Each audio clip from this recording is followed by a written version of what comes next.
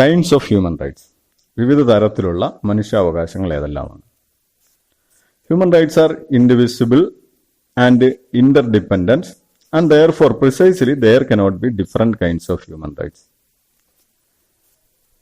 മനുഷ്യന്റെ ജീവിതത്തിന് അവിഭാജ്യമായ പരസ്പര പൂരകങ്ങളായ അവകാശങ്ങളെയാണ് നമ്മൾ മനുഷ്യാവകാശങ്ങൾ എന്ന് പറയുന്നത്. അതുകൊണ്ട് തന്നെ വിവിധ തരത്തിലുള്ള ഹ്യൂമൻ റൈറ്റ്സ് ഉണ്ട് എന്ന് പറയുന്നത് യഥാർത്ഥത്തിൽ ആവശ്യമില്ലാത്തൊരു കാര്യമാണ്. എന്നിരുന്നാലും all human rights are equal in importance and are inherent in all human beings. The Universal Declaration of Human Rights therefore did not categorize the different kinds of human rights.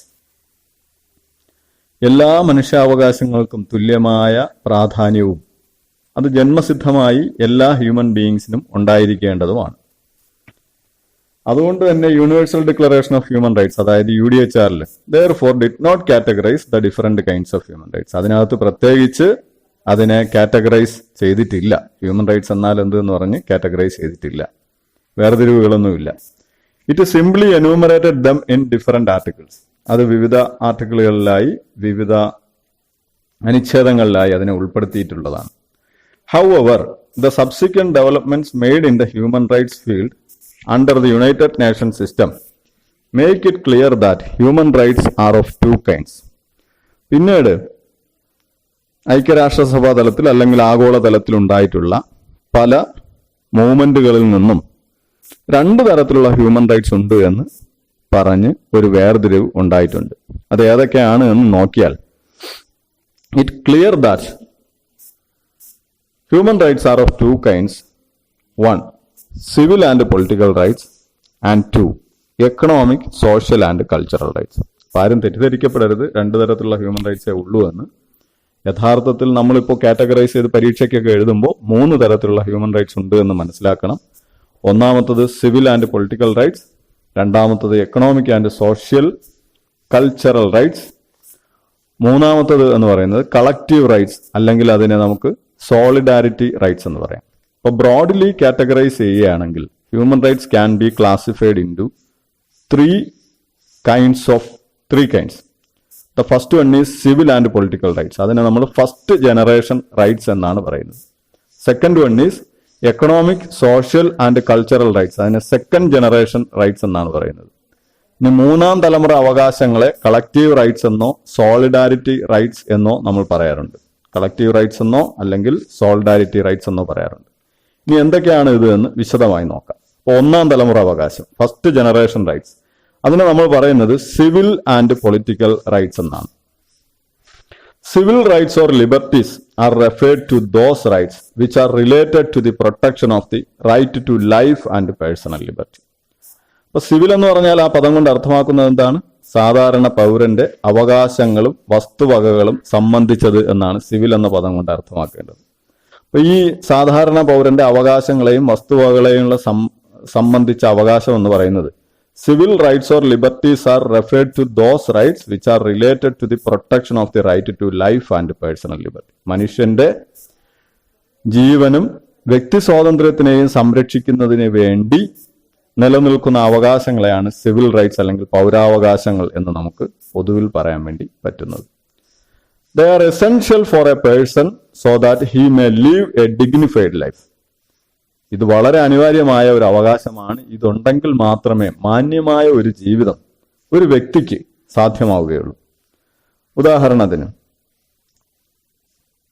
such rights include right to life, liberty and security of persons, right to privacy, home and correspondence, right to own property, OWN, right to own property, freedom from torture, inhuman and degrading treatments, freedom of thought, conscience and religion and freedom of movement. ഇതെല്ലാം civil റൈറ്റ്സിന്റെ ഭാഗമായി വരുന്നതാണ്. ഏതൊക്കെയാണത്? Right to life, ജീവിക്കാനുള്ള അവകാശം, സ്വാതന്ത്ര്യത്തിനുള്ള അവകാശം liberty, സുരക്ഷിതത്വത്തിനുള്ള അവകാശം security of persons, right to privacy സ്വകാര്യത സംരക്ഷിക്കാനുള്ള അവകാശം, ഹോം ആൻഡ് കറസ്പോണ്ടൻസ് സ്വകാര്യത സംരക്ഷിക്കുവാനും ഒരു വീടുണ്ടായിരിക്കുവാനും അതുപോലെ തന്നെ നമുക്ക് വിവരങ്ങൾ ലഭിക്കാനും ഒക്കെയുള്ള അവകാശം, റൈറ്റ് ടു ഓൺ പ്രോപ്പർട്ടി സ്വത്ത് സമ്പാദിക്കുവാനും അത് കൈവശം വെച്ചിരിക്കുവാനുള്ള അവകാശം, freedom from torture, inhuman and degrading treatment, അതായത് പീഡനങ്ങളിൽ നിന്നും മനുഷ്യത്വരഹിതമായ മോശമായ പരിഗണനകളിൽ നിന്നുമെല്ലാം സംരക്ഷണം ലഭിക്കുന്നതിനുള്ള അവകാശം, ചിന്തിക്കാനുള്ള അവകാശം, freedom of thought, conscience and religion, വിശ്വസിക്കാനുള്ള അവകാശം, വിശ്വസിക്കാതിരിക്കാനുള്ള അവകാശം, ഫ്രീഡം ഓഫ് മൂവ്മെന്റ്, സഞ്ചരിക്കാനുള്ള അവകാശം. ഇവയെല്ലാം പൊതുവിൽ നമുക്ക് പൗരാവകാശങ്ങൾ എന്നാണ് പറയാൻ പറ്റുക. പൗരാവകാശങ്ങളുടെ ഗണത്തിൽ ഇവയെ പെടുത്താവുന്നതാണ്. ഇത് ഫസ്റ്റ് ജനറേഷൻ റൈറ്റ്സിന്റെ കൂട്ടത്തിലാണ്. ഫസ്റ്റ് ജനറേഷൻ 2 ഉണ്ട്, സിവിൽ റൈറ്റ്സും ഉണ്ട്, പൊളിറ്റിക്കൽ റൈറ്റ്സും ഉണ്ട്. സിവിലിനെ കുറിച്ചാണ് ഇത്ര നേരം പറഞ്ഞത്. Political rights may be referred to those rights which allow a person to participate in the government of a state. അപ്പൊ നമുക്കറിയാം പൊളിറ്റിക്കൽ റൈറ്റ്സ് എന്ന് പറയാൻ നമുക്കെല്ലാവർക്കും ഒരു രാജ്യത്തെ അല്ലെങ്കിൽ ഒരു രാജ്യത്തെ പൗരന്മാർക്കോ അല്ലെങ്കിൽ ഒരു പ്രദേശത്തെ പൗരന്മാർക്കോ ആ രാജ്യത്തെ ഭരണ സംവിധാനങ്ങളിൽ പങ്കാളികളാകാനുള്ള അവകാശത്തിനെയാണ് പൊളിറ്റിക്കൽ റൈറ്റ്സ് എന്ന് പറയുന്നത്. എങ്ങനെ നമുക്ക് ഭരണ സംവിധാനത്തിൽ പങ്കാളികളാകാം? നേരിട്ട് ഭരണാധികാരികളാവാൻ എല്ലാവർക്കും പറ്റിക്കൊള്ളണമെന്നില്ല. അപ്പൊ ഭരണാധികാരികളെ തിരഞ്ഞെടുക്കുന്ന പ്രക്രിയയിൽ പങ്കെടുക്കുക, അത് തന്നെ നമുക്ക് ഈ ഭരണ സംവിധാനത്തിൽ പങ്കാളികളാകാനുള്ള അവകാശമാണെന്ന് മനസ്സിലാക്കാം. Thus, right to vote, right to be elected at genuine periodic elections, right to take part in the conduct of public affairs, directly or through chosen representatives are instances of political rights. ഇതെല്ലാം, അതായത് vote ചെയ്യാനുള്ള അവകാശം, തിരഞ്ഞെടുക്കപ്പെടുവാനുള്ള അവകാശം, പൊതുകാര്യങ്ങളിൽ പങ്കെടുക്കാനുള്ള അവകാശം, അതാണ് right to take part in the conduct of public affairs directly or through chosen representatives. നമുക്ക് നേരിട്ടോ അല്ലെങ്കിൽ നമ്മൾ തിരഞ്ഞെടുക്കപ്പെടുന്ന പ്രതിനിധികൾ മുഖാന്തിരമോ പൊതു കാര്യങ്ങളിൽ പങ്കെടുക്കാനുള്ള അവകാശം, ഇതെല്ലാം പൊളിറ്റിക്കൽ റൈറ്റ്സിന്റെ ഭാഗമായി വരുന്നതാണ്. The nature of civil and political rights may be different, but they are inter related and interwoven, and therefore it does not appear logical to differentiate them. ഇതിന്റെ ഈ സിവിൽ റൈറ്റ്സിന്റെയും പൊളിറ്റിക്കൽ റൈറ്റ്സിന്റെയും പൊതു സ്വഭാവം പരിശോധിച്ച് നോക്കിക്കഴിഞ്ഞാൽ മേ ബി ഡിഫറൻറ്റ്, അതിനെ കാണുമ്പോൾ വ്യത്യസ്തമായി തോന്നാമെങ്കിലും, but they are inter related and interwoven, ഇവർ രണ്ടുപേരും ചേർന്ന് നിൽക്കുന്നതാണ്, പരസ്പര പൂരകങ്ങളാണ്. അതുകൊണ്ട് തന്നെ it does not appear logical to differentiate them. അതുകൊണ്ട് ഇതിനെ രണ്ടിനെയും രണ്ടായി വേർതിരിക്കേണ്ട ആവശ്യമില്ല എന്നാണ് പണ്ഡിതന്മാരെല്ലാം പറയുന്നത്. This reason alone led to the formulation of one covenant covering both civil and political rights into one covenant, that is International Covenant on Civil and Political Rights. അതുകൊണ്ട് തന്നെയാണ് അന്താരാഷ്ട്ര തലത്തിൽ ഒരു കവനന്റ് ഉണ്ടാക്കിയിട്ടുള്ളത്, ഒരു ഉടമ്പടി ഉണ്ടാക്കിയിട്ടുള്ളത്. ആ ഉടമ്പടി പ്രത്യേകിച്ചല്ല പറയുന്നത്, ഒരുമിച്ചാണ് പറയുന്നത്, international covenant on civil and political rights. അതിനെക്കുറിച്ച് പിന്നീട് പറയാവുന്നതാണ്. These rights R rights of the first generation. അപ്പൊ ഇതിന് നമുക്ക് 1ാം തലമുറ അവകാശം എന്നാണ് സിവിൽ ആൻഡ് പൊളിറ്റിക്കൽ റൈറ്റ്സിനെ കുറിച്ച് പറയാൻ കഴിയുന്നത്. Which derive primarily from the 17th and 18th century reformist theories which are associated with English, American and French revolution.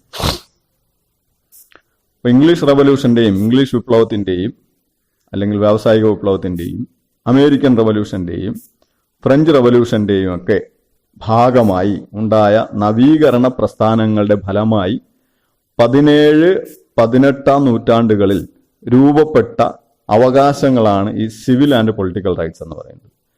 അങ്ങനെ ഈ 17-18 നൂറ്റാണ്ടുകളിൽ ഇംഗ്ലീഷ്, അമേരിക്കൻ, ഫ്രഞ്ച് റവല്യൂഷന്റെ അതിന്റെ ഭാഗമായി ഉണ്ടായ നവീകരണങ്ങളുടെ അടിസ്ഥാനത്തിൽ, നവീകരണ തിയറികളുടെ അടിസ്ഥാനത്തിൽ, റിഫോമിസ്റ്റ് തിയറീസിന്റെ അടിസ്ഥാനത്തിൽ രൂപപ്പെടാൻ കാരണമായ അവകാശങ്ങളെ നമുക്ക് ഫസ്റ്റ് ജനറേഷൻ 1ാം തലമുറ അവകാശങ്ങൾ എന്ന് പറയാം. Civil and political rights, also sometimes called freedom from, are the rights which may be termed as negative rights in the sense that a government is required to abstain from doing those activities that would violate them. അപ്പൊ civil and political റൈറ്റ്സിനെ സംബന്ധിച്ച് ഇതിനെ ചിലപ്പോൾ നമ്മൾ freedom from rights എന്ന് പറയും. Freedom from ഇതിൽ നിന്ന് മോചനം. എന്തിൽ നിന്ന്? പീഡനങ്ങളിൽ നിന്ന് മോചനം, വേർതിരിവുകളിൽ നിന്ന് മോചനം.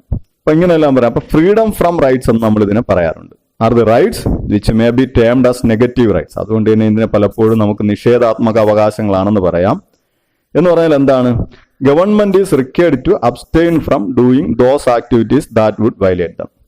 എല്ലാ ഗവൺമെന്റുകളും പൗരന്മാരുടെ അവകാശങ്ങളെ, ചില അവകാശങ്ങളെ വയലേറ്റ് ചെയ്യുന്നത്, അത് തടയുന്നതിൽ നിന്നും വിട്ടുനിൽക്കണമെന്നാണ് ഈ അവകാശങ്ങൾ പലപ്പോഴും പറയുന്നത്. അതായത് freedom from torture, freedom from cruel and unusual punishment. അപ്പൊ ഇതെല്ലാം ഇതിന്റെ ഭാഗമായി വരുന്നതാണ്. Specifically these rights protect citizens from acts of murder, torture, cruel and unusual punishment, ex post facto legislation, the denial of habeas corpus and imprisonment without due legal process.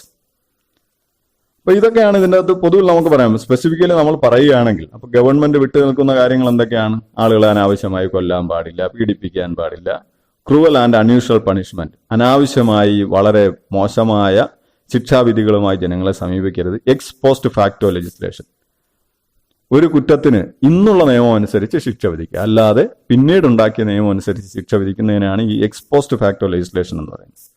The denial of habeas corpus, ഒരാളിനെ arrest ചെയ്താൽ കൃത്യമായി 24 മണിക്കൂറിനുള്ളിൽ തന്നെ ന്യായാധിപന്റെ മുമ്പിൽ ഹാജരാക്കുക, അതാണ് habeas corpus എന്നതുകൊണ്ട് അർത്ഥമാക്കുന്നത്. വെറുതെ തടങ്കലിൽ ഇട്ടിരിക്കാൻ പാടില്ല.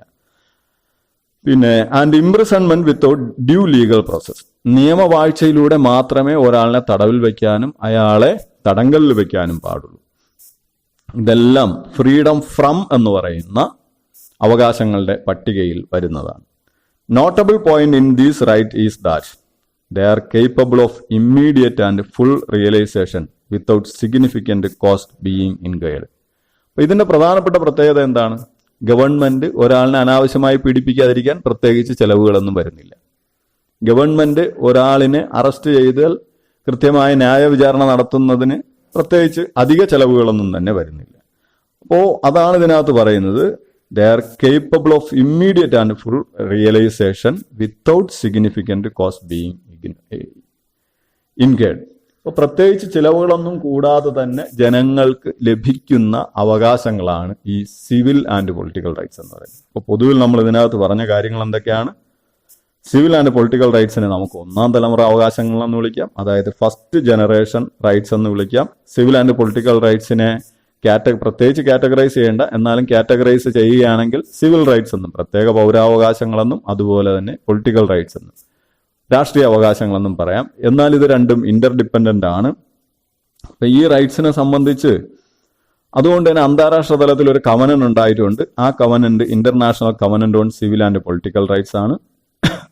ഇതിനെ 17-18 നൂറ്റാണ്ടുകളിലെ നവീകരണ തിയറികളാണ് ഇതിന്റെ പിൻബലം എന്ന് പറയുന്നത്. ഈ നവീകരണ തിയറികൾ ഉണ്ടാകാനുള്ള പ്രധാനപ്പെട്ട കാര്യം ഇംഗ്ലീഷ്, അമേരിക്കൻ, ഫ്രഞ്ച് റവല്യൂഷൻസ് ആവാം. അപ്പോൾ ഇതിന് ഫ്രീഡം ഫ്രം റൈറ്റ്സ് എന്ന് നമ്മൾ പറയാറുണ്ട്.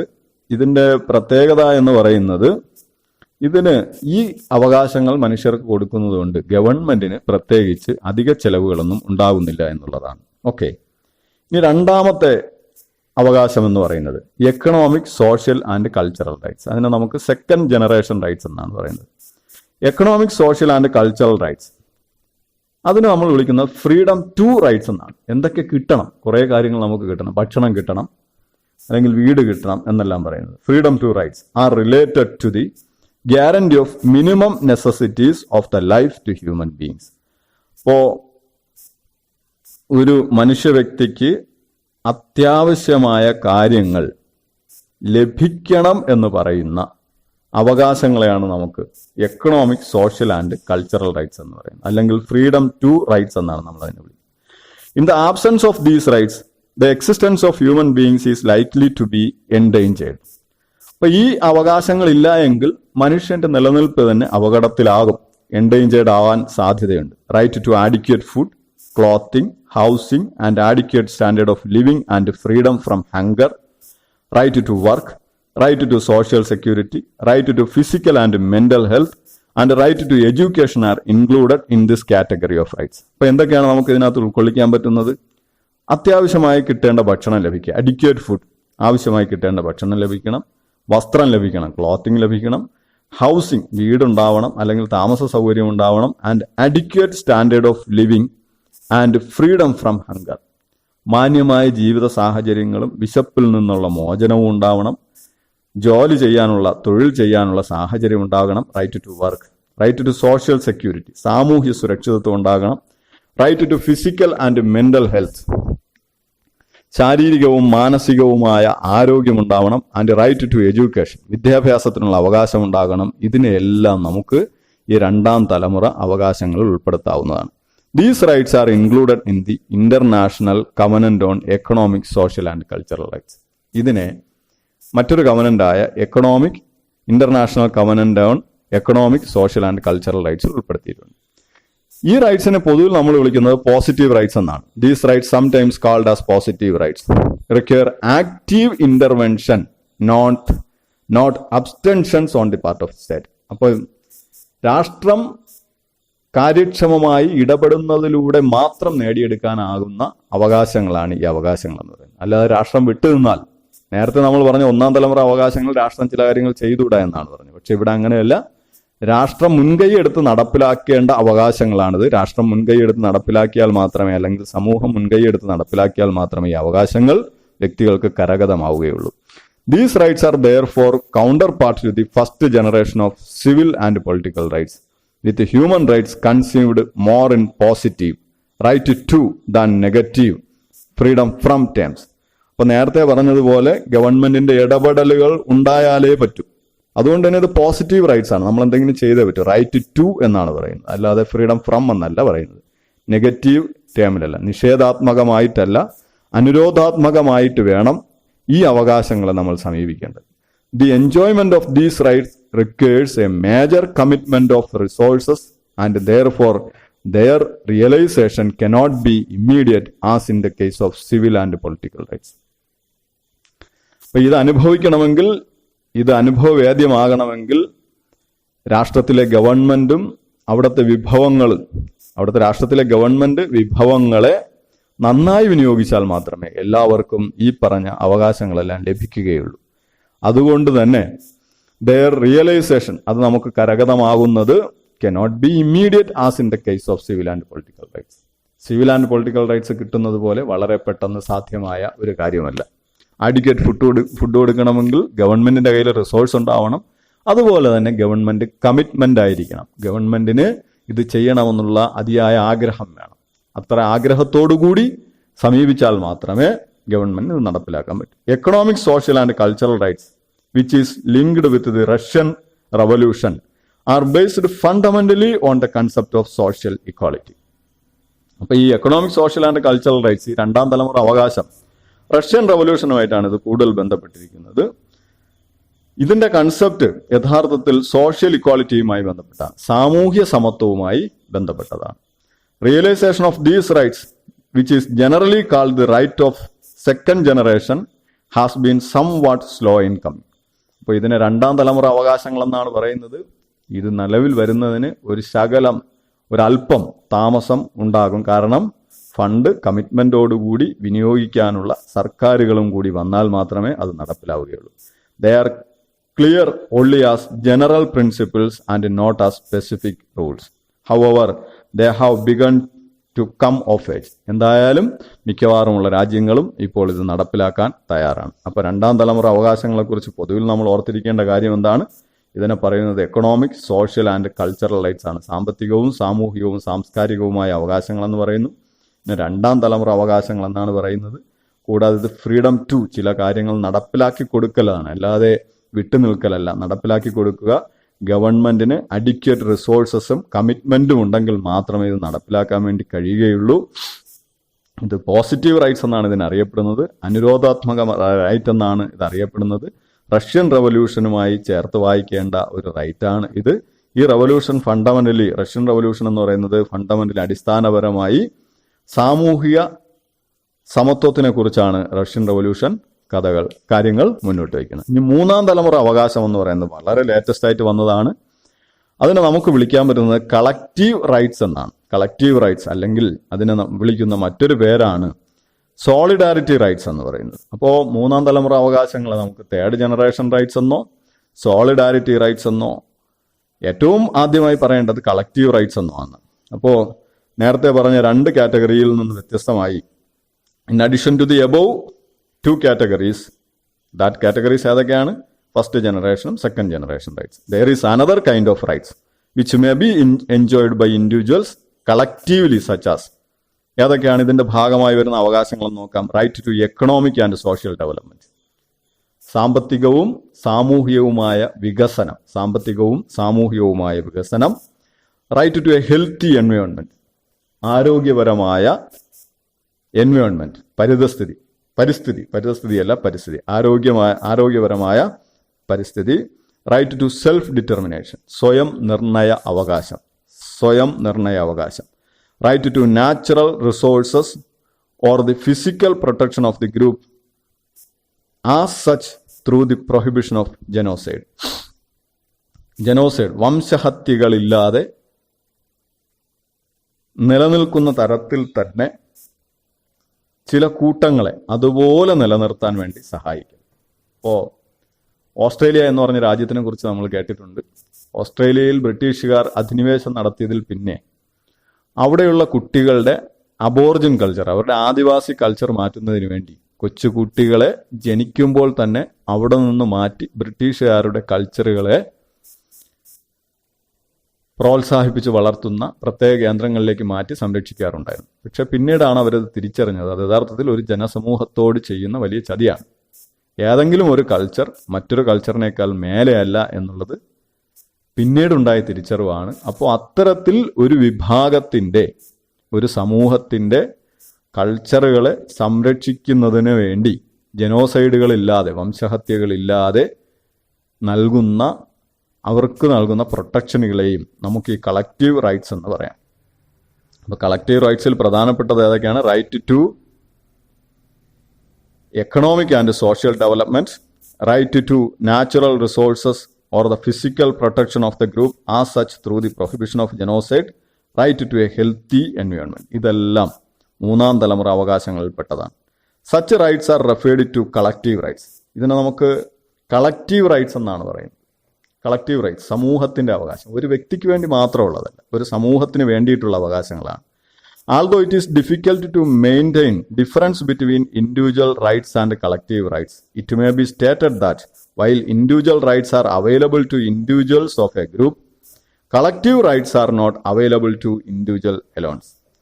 അപ്പോൾ നമുക്ക് വളരെ പാടാണ്. എന്തിനാണ് പാട്? എന്താണ് ഇൻഡിവിജ്വൽ റൈറ്റ്സ് എന്നും എന്താണ് കളക്റ്റീവ് റൈറ്റ്സ് എന്നും, ഒരു സമൂഹത്തിന്റെ റൈറ്റ്സ് എന്താണെന്നും എന്താണ് ഒരു വ്യക്തിയുടെ അവകാശമെന്നും വേർതിരിച്ചെടുക്കൽ പാടാണെങ്കിലും ഇൻഡിവിജ്വൽ റൈറ്റ്സ് എന്ന് പറയുന്നത്, individual rights are available to individuals of a group. ഒരു സമൂഹത്തിലെ ഒരു വ്യക്തിക്ക് ലഭിക്കേണ്ട അവകാശങ്ങളാണ് വ്യക്തി അവകാശങ്ങളെങ്കിൽ കളക്റ്റീവ് റൈറ്റ്സ് എന്ന് പറയുന്നത് are not available to individuals alone. ഒരു വ്യക്തിക്ക് മാത്രമായി ലഭിക്കുന്ന അവകാശമല്ല. They may be enjoyed by a group of individuals collectively. വ്യക്തികൾ കൂട്ടമായി അനുഭവിക്കുന്ന, അല്ലെങ്കിൽ ഒരു വ്യക്തിയുടെ സാമൂഹിക, സാംസ്കാരിക, മാനസിക, ശാരീരിക വളർച്ചയ്ക്ക് അദ്ദേഹത്തിന്റെ സമൂഹത്തിന്റെ അവകാശങ്ങളെയും കൂടെ പ്രൊട്ടക്ട് ചെയ്യേണ്ടത് ആവശ്യമാണ് എന്നുള്ള തരത്തിൽ ഒരു സാമൂഹികമായി എൻജോയ് ചെയ്യുന്ന, സാമൂഹികമായി അനുഭവിക്കേണ്ട റൈറ്റുകളെയാണ് നമുക്ക് എന്തെന്ന് പറയുക?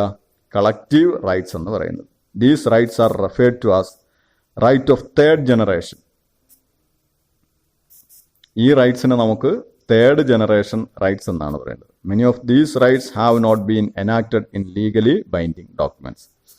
അപ്പോൾ പ്രധാനമായും നമ്മൾ ഇവിടെ പറയുന്നത് കൈൻഡ്സ് ഓഫ് ഹ്യൂമൻ റൈറ്റ്സ് എന്നാണ്. യഥാർത്ഥത്തിൽ വിവിധ തരത്തിലുള്ള അവകാശങ്ങൾ ഉണ്ടോ ഇല്ലയോ എന്നുള്ള വലിയ ചർച്ചകളുണ്ട്. എല്ലാ അവകാശങ്ങളും പരസ്പര ബന്ധിതമാണ്. എന്നിരുന്നാലും പഠനാവശ്യങ്ങൾക്കും മറ്റു കാര്യങ്ങൾക്കും വേണ്ടി നമുക്കതിനെ മൂന്നായി തരംതിരിക്കാം. അതിൽ ഒന്നാമത്തത് സിവിൽ ആൻഡ് പൊളിറ്റിക്കൽ റൈറ്റ്സ്, അതിനെ ഒന്നാം തലമുറ അവകാശങ്ങളെന്നും, രണ്ടാമത്തത് second generation rights, economic, social and cultural rights എന്നും, മൂന്നാമത്തത് തേർഡ് ജനറേഷൻ റൈറ്റ്സ് അല്ലെങ്കിൽ മൂന്നാം തലമുറ അവകാശങ്ങൾ, അത് കളക്റ്റീവ് റൈറ്റ്സ് എന്നോ സോളിഡാരിറ്റി റൈറ്റ്സ് എന്നോ വിളിക്കാവുന്നതും ആണ് ഈ പാഠം.